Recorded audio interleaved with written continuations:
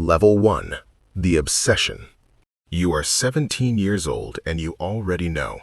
Not because someone told you, not because your parents are doctors, or because you watched a medical drama and thought it looked exciting. You know because something in you has always moved toward this, toward the broken thing that needs fixing, toward the person in the room who is scared and needs someone who knows what to do. You declare pre-med before you finish unpacking your dorm room. Then, organic chemistry arrives. It does not ease you in. It does not care that you are motivated or that you stayed up studying or that you genuinely want this. Organic chemistry is a filter, and it filters without mercy. The lecture hall has 300 students on the first day. You look around and understand in a way that feels almost physical that most of these people will not make it to where you are going. By the end of the semester, a third of them will quietly change their major and never speak of this again. You are not one of them, but it costs you something to stay. You study while your friends sleep. You study while your roommate goes to parties you were invited to and stopped attending. You volunteer at a hospital on weekends, not because you want to, but because your advisor told you medical schools want clinical hours. You wear a badge that says volunteer. It is there so no one confuses you for someone who matters. You refill water pitchers. You push wheelchairs. You watch doctors move through those halls with a purpose that looks like a language you are still learning. You shadow an emergency physician for a single afternoon. You watch her assess a man with chest pain in 4 minutes flat. History, exam, differential, plan. And you think, that is what I want to be able to do. You take the MCAT. 8 hours. You have been preparing for 6 months. You score in the 97th percentile and feel relief instead of pride, because in this world, a 97th percentile score is not exceptional, it is the floor. You apply to 18 medical schools. The applications alone cost you $8,000. You get 4 interviews. You travel across the country in a suit that cost more than you could afford, answering questions about why you want to be a doctor to people who will decide your future over a 30-minute conversation. 3 months later, one acceptance arrives. 1. You call your parents. Your mother cries. You sit on the edge of your bed afterward and feel something that is not quite happiness. It is more complicated than that. It is the first step of a very long road, and some part of you already understands that. You are also, as of this moment, about to become $300,000 in debt before you have treated a single patient. Welcome to medicine. Level 2. Medical school. 4 years. No income. Only debt accumulating quietly in the background of everything else. The first 2 years are information delivered at a volume the human brain was not designed to process. Anatomy, physiology, pathology, pharmacology. You memorize the body the way you would memorize a city you have never visited. Every street, every back alley, every dead end. You know it completely on paper before you have ever navigated it in real life. Anatomy lab is the day everything stops being theoretical. There is a body on the table. A person who chose to donate themselves so that you could learn. The room is cold. The smell is formaldehyde and something underneath formaldehyde that has no name. You are handed a scalpel. The student beside you looks like he might not make it through the morning. You name your cadaver. Calling her the body feels wrong. Over 4 months, she teaches you more than any lecture ever will. Years later, in the middle of a shift, in the middle of a procedure, you will think of her without warning. Second year ends with step 1. The first medical licensing exam. You study 12 hours a day for 8 weeks. You skip meals. You sleep 6 hours if you are lucky. The score you receive on this single test will determine what specialties you can apply to, what residency programs will look at you, what kind of doctor you are allowed to become. That is not an exaggeration. That is the system. You pass. High score. You let yourself feel good about it for 1 evening. Third year is clinical rotations. They put you in the hospital and rotate you through every department. Surgery, internal medicine, pediatrics, psychiatry, OB/GYN. You work 80-hour weeks for no pay because you are still a student, and students do not get paid. You are the lowest person in every room. Attendings give you orders. Residents correct you. Nurses work around you. You learn to be useful before you learn to be confident. You see your first patient die during internal medicine, an elderly woman. Stroke. The attending makes the call. You watch the numbers on the monitor drop to 0. You drive home that night and sit in your apartment and wait to feel something. You feel nothing. You are too exhausted to feel anything. You file that away somewhere and move on. because moving on is what the system requires. Fourth year. Match day. You have chosen emergency medicine. Fast, procedural, unpredictable. The specialty where no shift is the same and no diagnosis is guaranteed. Your colleagues think you are either very brave or not thinking clearly, possibly both. You open the envelope. New York, Level 1 Trauma Center. You matched. You are done with medical school. You are 26 years old. You are $250,000 in debt. You have not earned a single paycheck. It starts now. Level 3.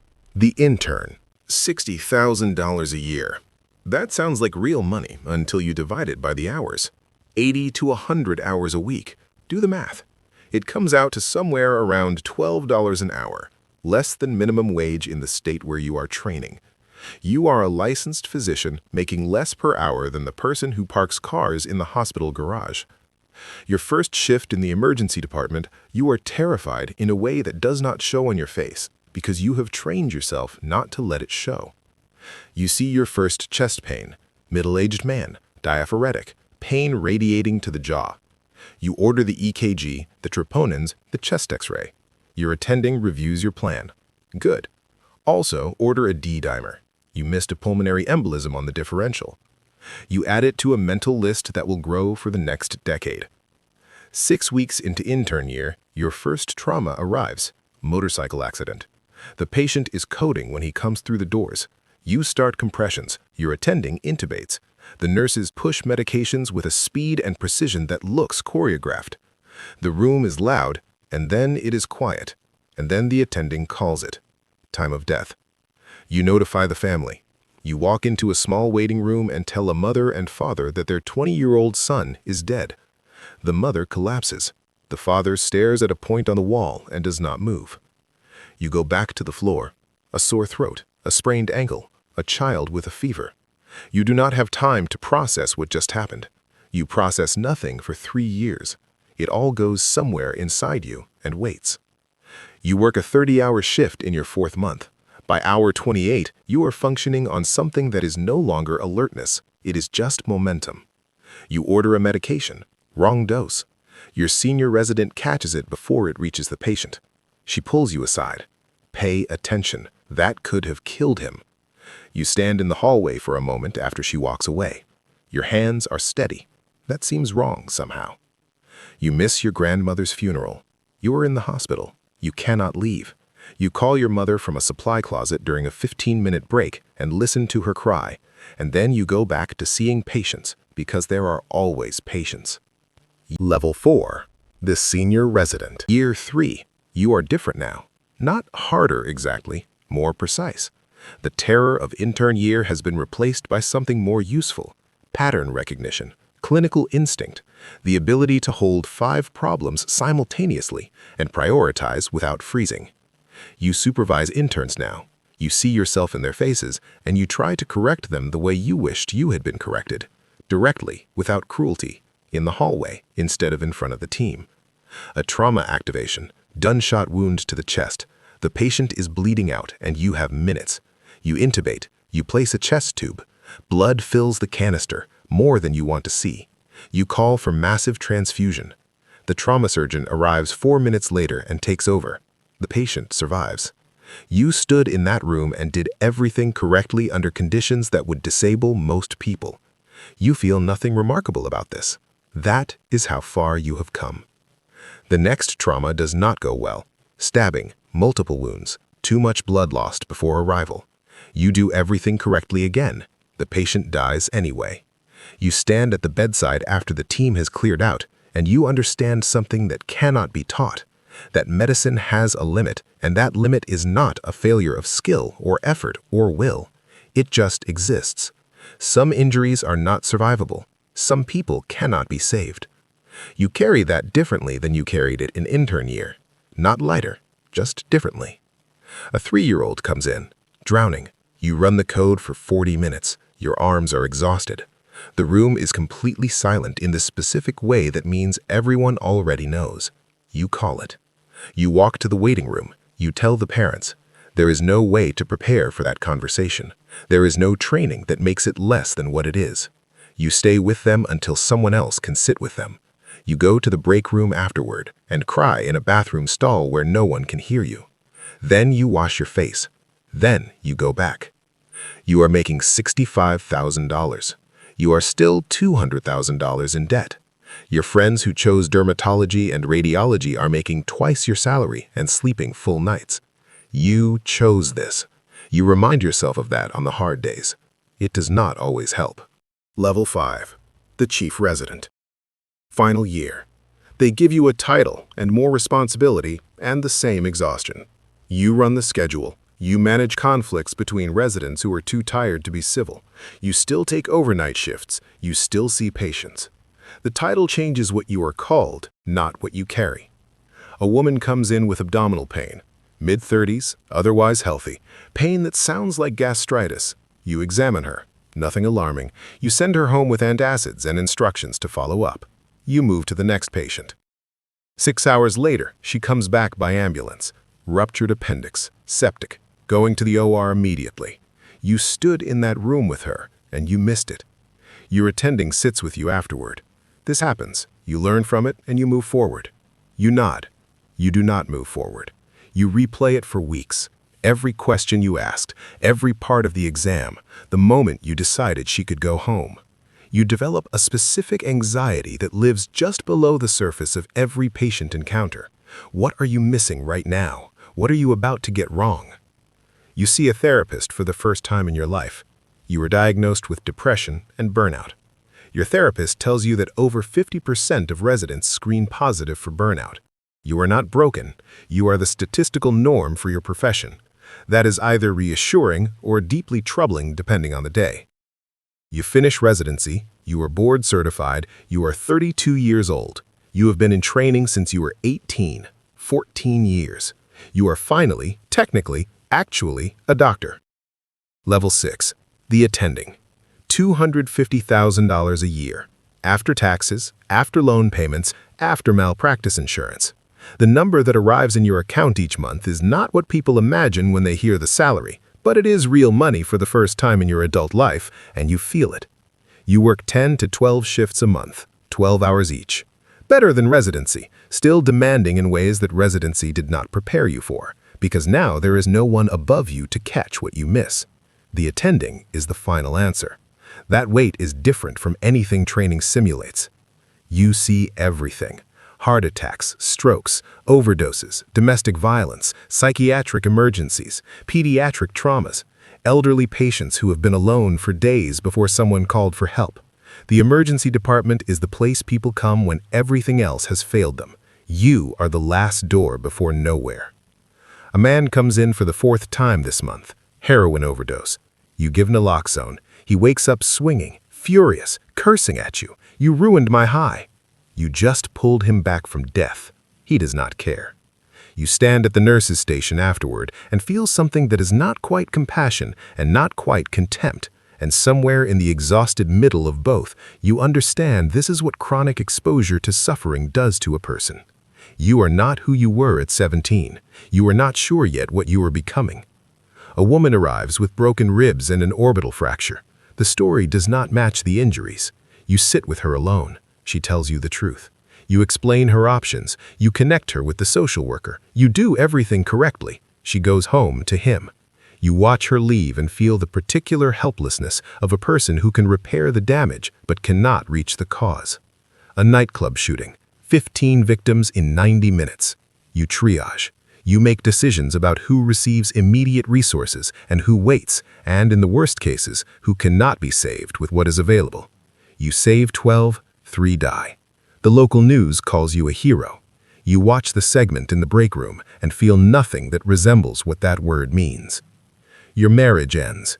It did not end dramatically. It ended quietly, over many canceled dinners and missed anniversaries and conversations that stopped happening because you were always either at the hospital or recovering from the hospital. She was patient for longer than you deserved. The divorce is civil. That somehow makes it sadder. You are 35. You are good at this job.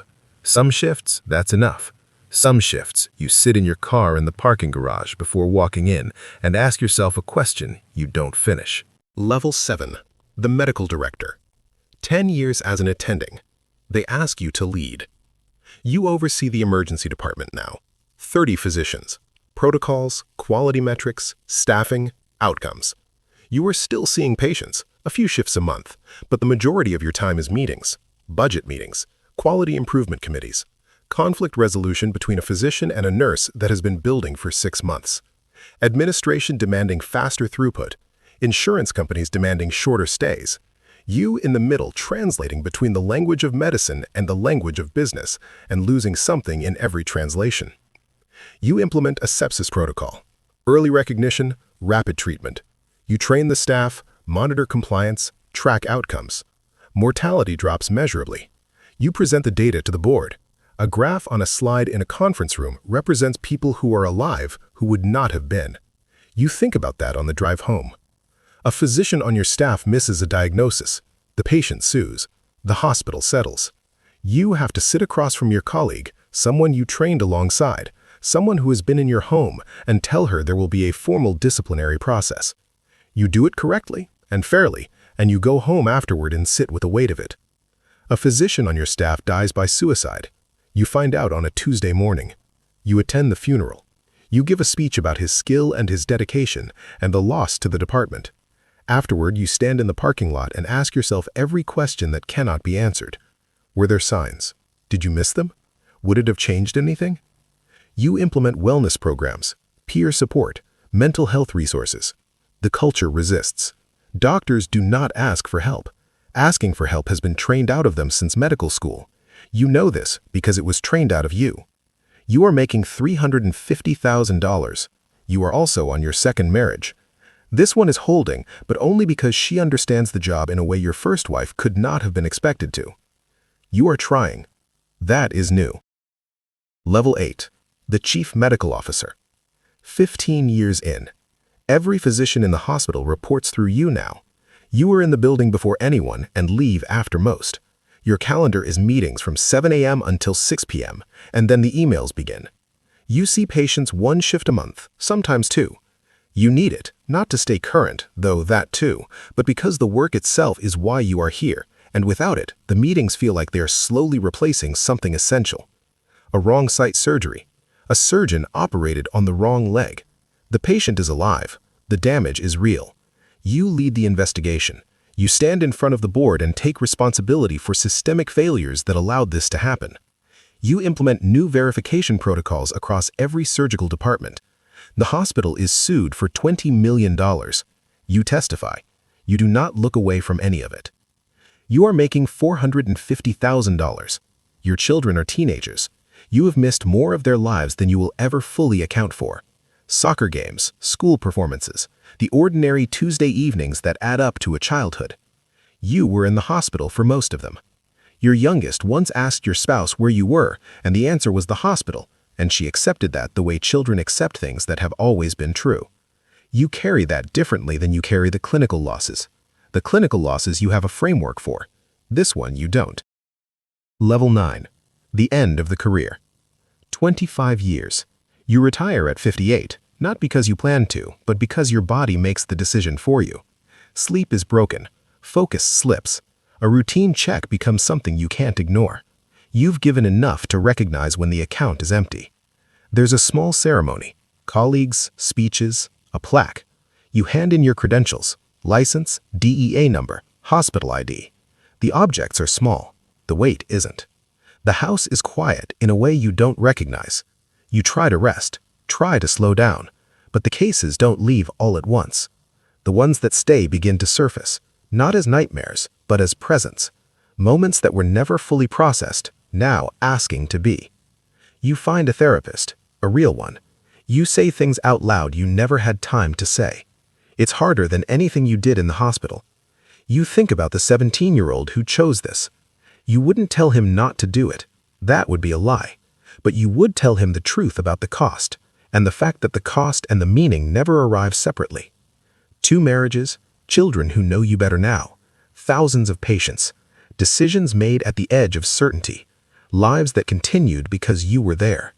You gave everything to this. Some of it you chose, some of it was taken. Both are true. Somewhere right now, A student is sitting in a library studying organic chemistry, believing this will be worth it. She has no idea what's coming. The pressure, the losses, the version of herself this path will shape. But she also doesn't know the other side. The lives saved, the moments that matter, the times when everything depends on her and she's ready. The question was never whether it's worth it. The question is whether you can carry both, the cost and the meaning at the same time. The ones who last learn how.